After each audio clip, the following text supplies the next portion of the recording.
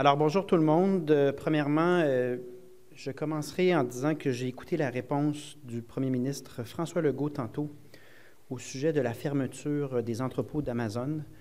On parle de 1800 emplois qui sont touchés. Et je pense qu'au Québec, on mérite mieux que des blagues sur le hockey et le jus d'orange dans des circonstances comme celle-là. Première observation. Deuxième observation, ça ressemble étrangement à ce que la ministre Duranceau a fait hier. Devant une hausse quand même historique là, sur les loyers, elle ne donne pas d'entrevue. Elle passe à côté du sujet. Et ce qu'on observe donc depuis le début de l'année, c'est que ce que François Legault veut, c'est de faire diversion en gardant le silence sur ce qui se passe au Québec, sur les décisions prises par ce gouvernement-là, sur l'impact de coupures liées à leur mauvaise gestion des finances publiques, des coupures qui affectent les Québécoises et les Québécois. Donc, tout ça dans le but de nous faire oublier une gestion désastreuse. On va nous parler uniquement des États-Unis, des tarifs, en positionnant François Legault le mieux possible. Nous, on pense qu'il ne faut pas que ce qui se passe aux États-Unis, bien qu'on le prenne très au sérieux, serve de paravent pour un gouvernement qui se défile et qui ne rend pas des comptes sur ce qu'il y a d'essentiel dans la gestion gouvernementale au Québec. France-Hélène Duranceau ne peut pas décliner des entrevues sur le fait que les gens ont plus les moyens de se payer un logement. Christian Dubé ne peut pas continuer à se cacher derrière Santé Québec lorsqu'il s'agit de coupures d'1,5 milliard et qu'il y a une moitié du 1,5 milliard, on n'a aucune idée comment y arriver. Et lorsqu'on sait que les coupures ont déjà des impacts sur les services, des gens en porte-à-porte qu'on a rencontrés dans Terrebonne qui disent « J'aurais voulu être traité plus tôt pour mon cancer, maintenant j'ai des métastases. » J'ai vécu ça en porte-à-porte à Terrebonne. Bernard Drinville n'est pas exempté de justifier le sommet de nombre d'enseignements non légalement qualifiés en Outaouais. On ne peut pas juste parler de tarifs dans ces circonstances-là. Le gouvernement ne peut pas non plus être silencieux lorsque les 18 à 24 ans ont des problèmes très sérieux de santé mentale. Près d'une fille sur 5 s'est fait prescrire des antidépresseurs en 2023. Donc oui, les tarifs, c'est important, puis c'est une question économique importante, mais il y a d'autres sujets importants. Il faut rappeler donc aux Québécois que la CAQ a la responsabilité de toute la gestion des questions importantes pour les Québécoises et les Québécois. Elle n'est pas libérée de ses responsabilités. Les Québécois n'ont pas besoin d'une chorégraphie autour d'un sentiment d'insécurité qu'on cherche à gonfler par tous les moyens. Et la crise aux États-Unis ne devrait pas servir d'excuse à la CAQ. Et si vraiment François Legault a à cœur de protéger les Québécoises et les Québécois, bien, nous, on suggère que c'est le temps de protéger ceux qui ont besoin de soins de santé, puis ceux qui ont besoin d'éducation. Puis quand j'en reviens à ce qui se passe à Amazon, les familles des 1800 travailleurs là, qui doivent composer avec cette nouvelle-là ce matin, je ne pense pas qu'ils sont rassurés ni protégés par un premier ministre qui leur parle du score de hockey entre les Lightning et le Canadien hier, puis sur le fait qu'ils boivent ou non du jus d'orange. Alors, pendant que le premier ministre vous parle de jus d'orange et de hockey, voici ce que nous, on a fait comme travail dans les derniers 24 heures. Sur l'enjeu des tarifs, comme je l'exprimais hier, il faut comprendre avec honnêteté intellectuelle ce qu'est la position des États-Unis en ce moment. Point de départ, lire le document. Donc, l'administration Trump a déjà publié un document sur ses orientations en termes de commerce international et ça s'appelle « America First Trade Policy ». Si on prend la peine de lire ce document-là, ce que dit le document, en gros, c'est que la question du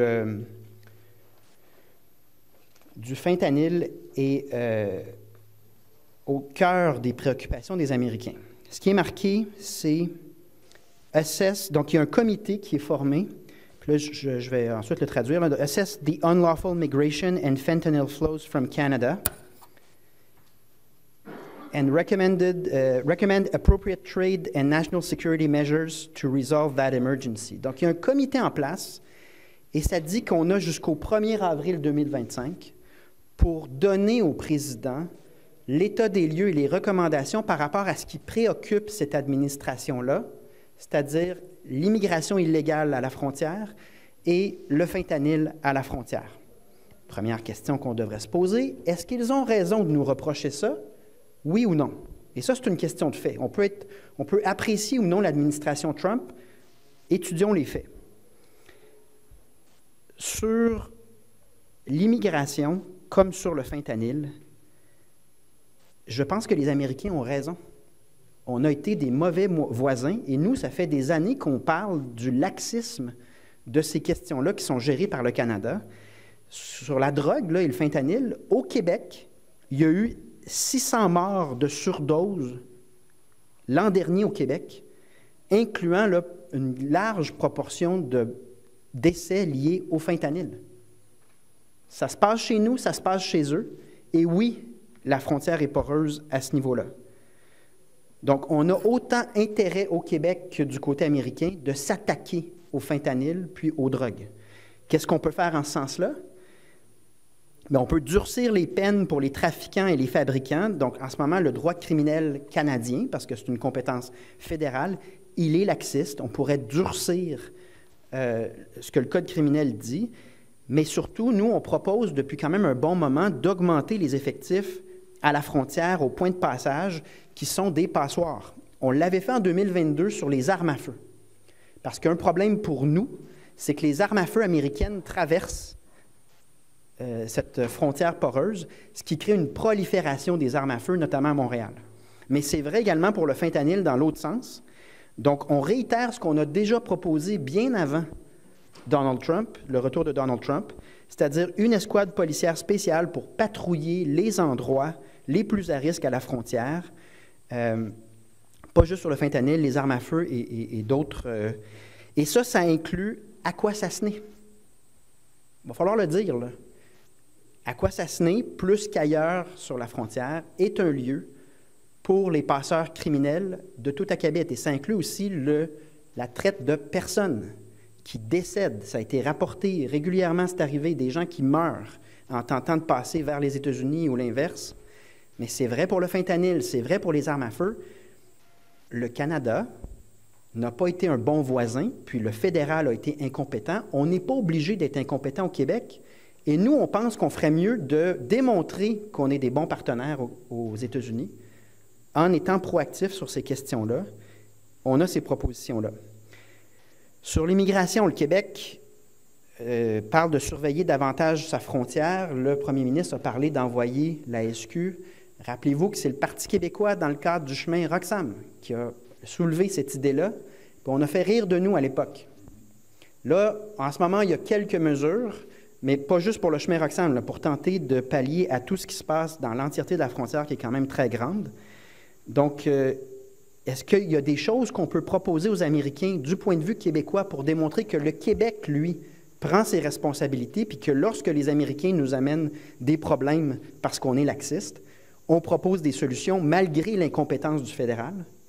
Une incompétence fédérale qui, non seulement sur les drogues, le code criminel et la frontière, mais une incompétence fédérale à l'aéroport de Montréal, puis au port de Montréal, quant à l'emprise du crime organisé, la facilité à passer du matériel.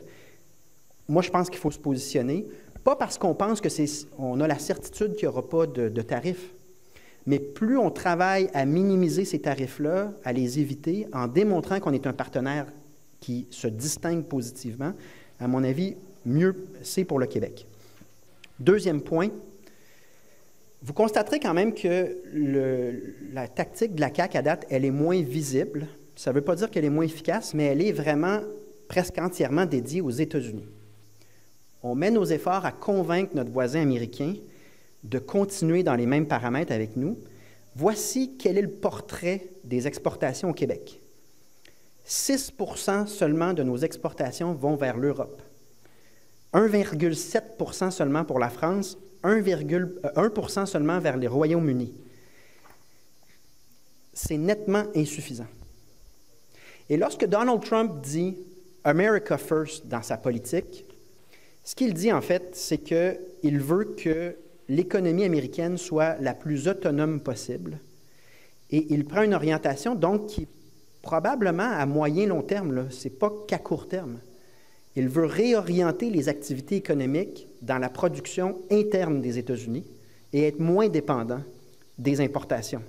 Dans quel cas, on doit générer une réflexion sur comment on va diversifier nos partenaires économiques parce qu'on est beaucoup trop dépendants et comment on va en profiter pour nous-mêmes avoir une réflexion sur comment, au lieu d'être une colonie comptoir d'exportation de nos ressources sans transformation et sans valeur ajoutée, comment nous, on va changer notre modèle économique pour s'enrichir et créer de la valeur.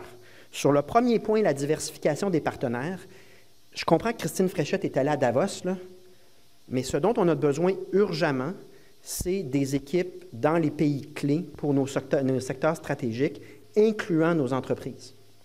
Parce que les Européens, en ce moment, ont les mêmes réflexions que nous autres, voient bien que le cadre est en train de se transformer. C'est le temps d'avoir des équipes Québec fortes, complètes, qui vont dans les pays européens, mais aussi en Amérique latine, en Afrique, de manière à diversifier le plus rapidement possible nos partenaires. Et ça, je pense qu'on est un peu sur le tard. Mais il n'est pas jamais trop tard là, pour faire quelque chose de bon, mais je pense que ça devrait être ça, l'orientation en ce moment. Vendre davantage à la France, à l'Angleterre, l'Europe en entier, le Mexique, l'Afrique, au moins explorer les ententes dans le cadre de plaques tectoniques qui sont en train de bouger. Il faut également, et là c'est une proposition qui devrait au moins faire l'objet d'un comité de travail, il faut examiner comment on va mettre en place des incitatifs financiers qui favorisent les exportations. Et ça doit se faire dans le cadre de l'OMC, c'est-à-dire qu'on ne peut pas, je ne pense pas que c'est la doctrine québécoise de poser des gestes illégaux, même si on commence à voir que les règles internationales sont de plus en plus fragiles. On pense qu'il y a des façons légales de simplement abolir l'imposition des nouvelles exportations, détaxer donc l'exploration de nouveaux marchés. Ça doit se faire envers tous les pays, incluant les États-Unis. Ça doit se faire suivant certains paramètres si on veut être conforme aux règles de l'OMC, mais devant un marché américain qui va être de plus en plus difficile pour nos entreprises, j'irai dans l'exploration de toutes les mesures légales qui permettent un incitatif aux exportations ailleurs dans le monde. La mesure va viser les États-Unis, mais vous comprendrez que si le protectionnisme américain est à son maximum, l'effet de la mesure sera surtout vis-à-vis des marchés comme l'Europe, l'Amérique latine, l'Afrique. Ça pourrait être sur 2 ans, donc on propose à tout le moins un comité de travail là-dessus, sur ce qui pourrait être fait, qui est légal, parce que l'idée évoquée par François Legault, à part le jus d'orange puis le Lightning de Tampa Bay, l'idée de subventionner nos entreprises, il faut comprendre qu'à moyen et long terme, ça ne tient pas la route du tout parce qu'on va se trouver à subventionner les recettes du gouvernement Trump. Le gouvernement Trump dit « Moi, je veux augmenter mes revenus en imposant des tarifs le plus possible. » Ce n'est pas un modèle de subventionner à long terme des entreprises qui n'auront plus de modèle d'affaires viable dans ce nouvel environnement. Donc, il faut travailler avec ces entreprises-là et dire « Nous, on est prêts à mettre des incitatifs là, pour qu'on diversifie nos partenaires. Explorons tous les moyens qui sont légaux, mais qui vous soutiennent dans cette volonté de diversifier le risque. » Et c'est une grave erreur qu'on a fait. Se rendre entièrement dépendant du marché américain. Et j'ajoute le deuxième élément, c'est que profitons de cette occasion pour se regarder dans le miroir, pas juste sur la frontière, mais également sur la nature de notre économie. À chaque décennie, il y a eu des économistes influents au Québec pour dire on a un problème de mauvais sort des ressources naturelles, ou le malaise hollandais. Là. Mais donc, le phénomène qui consiste à être une colonie comptoir, puis à vendre nos ressources parce que c'est simple, c'est facile, puis on ne se pose pas la question, est-ce qu'on serait capable d'innover, puis d'aller bâtir de l'expertise, un avantage concurrentiel sur des produits finis de 2e, 3e transformation. Ça fait des années qu'on dit ça au Québec. Là, c'est peut-être le moment de se remettre en question et de dire, ça suffit, on ne sera pas des vendeurs de ressources non transformées et le gouvernement du Québec va s'investir dans une transformation de notre économie pour créer de la valeur et un avantage concurrentiel autour de la présence de ressources, au lieu de vendre un peu bêtement ces ressources-là. Ce n'est pas qu'on est bête au Québec parce qu'on voit le même phénomène dans tous les pays dans le monde qui ont des ressources, c'est que c'est la voie la plus facile. Mais là, on n'a plus le luxe de la facilité. Donc, le Parti québécois propose également que le gouvernement mette en place tout de suite des tables de travail pour passer d'une économie de ressources, simplement, à une économie qui crée de la valeur et de l'innovation ici au Québec, à même ces ressources-là, à nouveau dans le but d'être moins dépendant de de soubresauts importants comme ce qui se passe au sud de la frontière. J'aimerais mentionner quand même que j'avais fait cette sortie-là en 2020. Vous retrouverez un article qui parle de saine démondialisation. J'ai fait une partie de ma campagne là-dessus. Si vous allez dans le livre « Rebâtir le camp du oui », vous allez trouver toutes ces idées-là. Donc, j'aimerais mentionner que le Parti québécois prône ça depuis des années et qu'on n'est pas en réaction dans ce contexte-là à Donald Trump. Et c'est le moment d'avoir cette discussion-là et de dire, d'une certaine manière, faisons du judo. On a une situation difficile, mais ça peut être le moment où on se donne la mission au Québec de créer de la valeur, créer de la richesse et se faire confiance. Et en ce sens-là, ça fait au moins 2 propositions. En 2023, 73 % de nos biens exportés sont allés aux États-Unis. Ce n'est plus une option si on a à cœur la santé de nos entreprises. Donc, ce sont les propositions sur lesquelles on a travaillé et on va continuer à travailler dans ce sens-là pour le bien de nos entreprises au Québec.